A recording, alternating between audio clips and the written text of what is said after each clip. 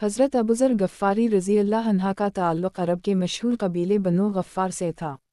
ये कबीला मक्का मुकर्रमा और मदीना मुनव्वरा के दरमियान आबाद था और ज़्यादातर लोग काफ़िलों पर डाका डालने और रज़नी करने के लिए शोहरत रखते थे। इन हालात में एक ऐसा शख्स पैदा हुआ जिसके दिल को अल्लाह ताला ने ख़ास नूर से मुनव्वर कर दिया। वो हक़ के मुतलाशी थे, बातिल से नफ़रत रखते थे और अंधी तक़लीद से बेजार रहते थे। हज़रत अबूज़र बचपन ही से अपनी कौम के रस्म व रिवाज से मुख्तलिफ मिजाज के मालिक थे। जहाँ बाकी लोग बुतों को पूजते थे, वहाँ वो तन्हाई में आसमान को देखते और सोचते कि ये कायनात किसी लकड़ी या पत्थर के टुकड़े से नहीं बनी। ये सोच इन्हें हमेशा दूसरों से मुमताज़ रखती थी। हज़रत अबूज़र के दिल में अजीब सा सुकून ना था। वो अक्सर रेगिस्तान में निकल जाते, आसमान के सितारों को तकते और सोचते कि इन सब का कोई खालिक है। वो खालिक जिंदा है, ताकतवर है और यकीनन वही इबादत के लायक है। इन्हीं दिनों अरब में हर तरफ शिर्क, जुल्म और जहालत की तारीकियां फैली हुई थीं।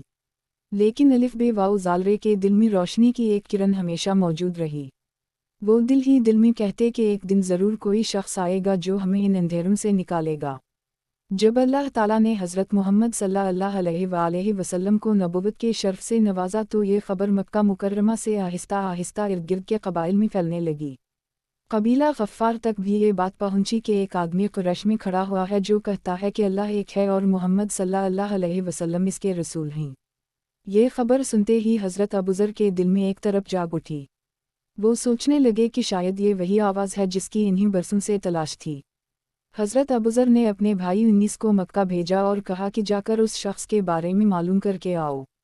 19 मक्का गए और वापस आकर बताया कि वो शख्स ना शायर है, ना काहिन, ना दीदा है, ना झूठा।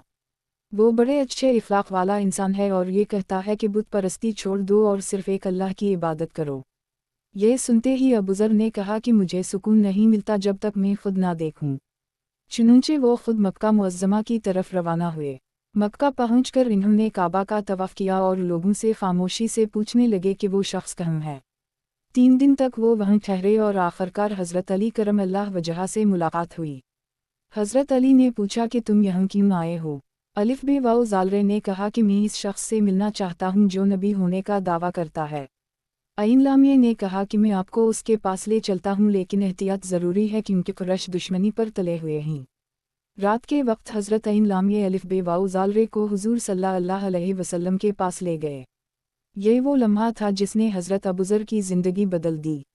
जैसे ही उनकी नज़र रसूल अल्लाह सल्लल्लाहु अलैहि वसल्लम के चेहरा अनवर पर पड़ी, दिल गवाही देने लगा कि ये झूठा नहीं हो सकता।